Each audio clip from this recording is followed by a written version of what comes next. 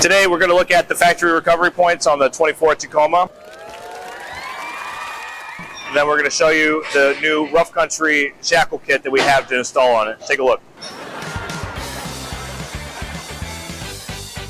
Alright, so the new 24 Tacoma comes standard with this 2-inch receiver here with your safety chains.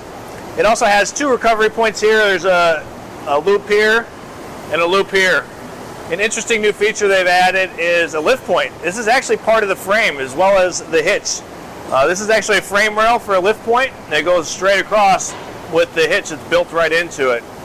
But not a great recovery point. So the solution to that is Rough Country is now offering these rear recovery kits. They've got built-in isolators so they're not banging around back there. You can't hear them rattling. And really easy to install. It actually bolts directly to the cross member of the frame with about 4 bolts. So we're going to go ahead and take care of that real quick. Let's show you the end result. All right, so easy as that. These bolt right to the rear cross member as part of that hitch. It's 4 bolts per side.